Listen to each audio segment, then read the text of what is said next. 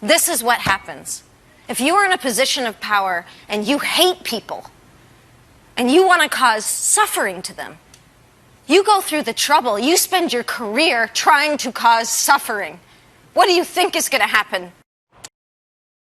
Senators Cory Booker and Kamala Harris both called it, quote, an attempted modern-day lynching. Senator Kirsten Gillibrand said, quote, we are all responsible for condemning this behavior and every person who enables or normalizes it. And freshman Congresswoman Alexandria Ocasio-Cortez tweeted, quote, this attack was not possibly homophobic. It was a racist and homophobic attack. And despite being caught red-handed in more than one rush to judgment in recent weeks, the media also had no problem declaring it a hate crime. The New York Times, quote, Jussie Smollett, one of the stars of the television show Empire, was attacked in Chicago by two assailants who yelled racial and homophobic slurs. American Urban Radio Network's White House reporter April Ryan tweeted, quote, this attack on Jussie Smollett is a hate crime and should be treated as such. GQ magazine added, quote, the racist, homophobic attack on Jussie Smollett is far-right America's endgame. Nancy Pelosi deleted a tweet expressing sympathy for him. In the tweet, she called the attack an affront to our humanity and said, I pray that Jussie has a speedy recovery and that justice is served. But Harris wouldn't say whether she regrets reacting to the Jussie Smollett case by tweeting, quote, this was an attempted modern-day lynching. Which tweet? What tweet? About saying that it is a modern-day lynching, that... Sorry. Yes, Jussie Smollett. Okay, so I will say this about that case. I think that the facts are still unfolding, and I'm very concerned.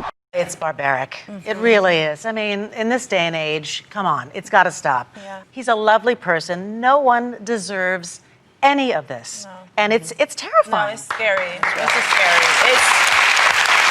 It's crazy because to me this is like domestic terrorism, terrorizing our own people with this hatred. This is ridiculous.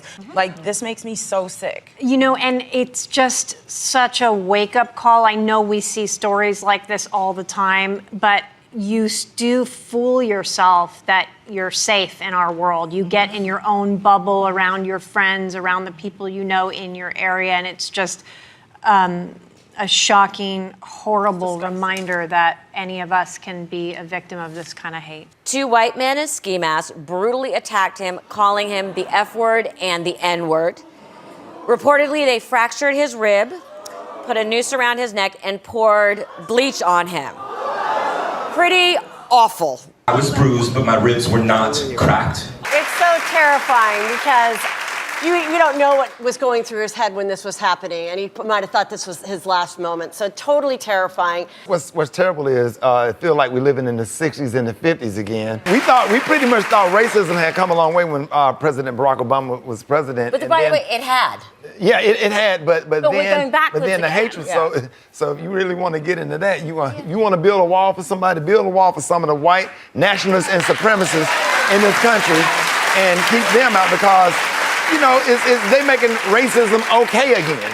Essentially terrorism, and you wonder like how deep it goes. You know, life is spiritual warfare, and we're seeing it right before our very eyes. So, you know, you just have to stay close to what you know. Jussie is love. That's who he is, and that's all he knows. So in this situation, hate won't win. It will not. What kind of words of encouragement did you give him? I just told him to walk in his truth, you know, just stay the Jussie that everybody loves. And you saw the outpour of love that he had. So he has touched a lot of people. Just told him, just walk in your truth, baby. No one can take that from you.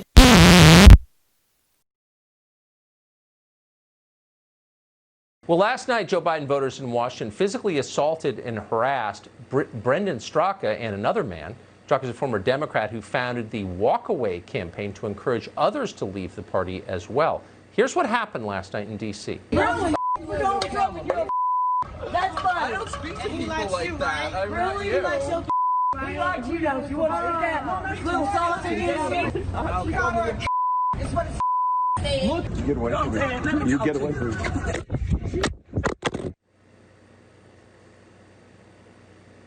So that is what the left would call, the New York Times would call a hate crime, but only if it happened to someone they agreed with politically. They don't agree with the people in that video, so of course they ignored it completely. Keep in mind, this is the same media establishment that jumped with all four paws on the Jussie Smollett hoax just last year. Remember that? There are many indications of a hate crime here.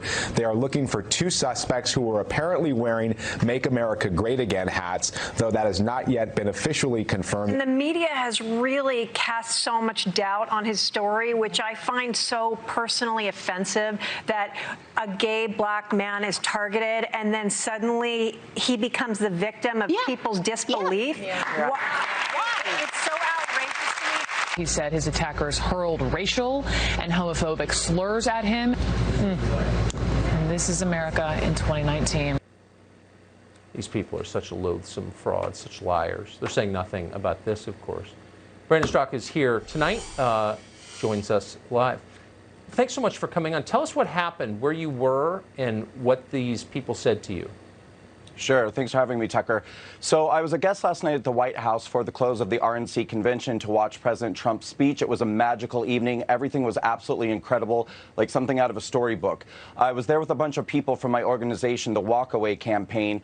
And as I was leaving with two people, Mike Harlow, who's a fellow gay man and conservative activist, and the ED of Walkaway, Libby Albert, we were exiting the convention along with a large group of people. And there was a small group of BLM hecklers there to harass people as they were walking out. The majority of the people exited and went to the right. The two friends of mine and I exited and we went to the left, which ended up being a big mistake. We were trying to get back to our hotel, and as we were walking back to our hotel, four of the people who were with the BLM mob that was harassing the majority of the people as they were leaving was walking down the street, crossing us as we were walking back to the hotel, and that's when they started hurling homophobic slurs at us, anti-gay slurs, and then they walked up to Mikey Harlow, spit in his face. They threw a drink at me, threw a cup in my face, and then they actually hit Libby Albert, the girl who was with me. They called us the anti-gay F word about 3 or 4 times, as you can see in that video. And I have to tell you, Tucker, I've endured anti-gay attacks like this actually dozens of times in my life. It's been probably 10 years at least since something like this happened. What made this one feel really, really different was that this time the attackers get to portray themselves as the victims. Back in the day when we would endure homophobic attacks, at least the people attacking didn't have the nerve to say that they were the victims. So that is such a good point. So quickly, to all the well-meaning rich ladies with BLM signs on their front lawns, and to all the corporate HR departments who are allocating millions and millions of dollars to BLM, what would you say to them? Well, I would say that this is a group that just attacked 2 gay men. They've attacked people around the country violently. This is a violent group, and they're a dangerous group. And if I just may say really, really quickly, too, because you brought up the Jussie Smollett thing and the way the media covered that, I would like to ask some of those in media, gay people like Anderson Cooper, Don Lemon, and Andy Cohen, do you have anything to say about the fact that 2 gay men were attacked last night by Black Lives Matter? Because you guys have been really supportive of this organization.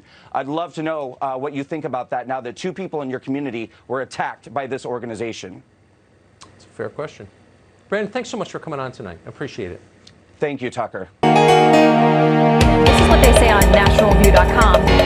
The headline is, hate crime hoaxes reflect America's sickness. They say anyone not blinded by bias or panic should have been skeptical of Smollett's story from the beginning. He openly harbors an intense hatred for Donald Trump and his supporters, going so far as comparing them to Klansmen. That his alleged attackers perfectly fit this description should have raised eyebrows across the political spectrum. The cartoony screenplay villain portrayal of white Trump supporters was outrageously comical.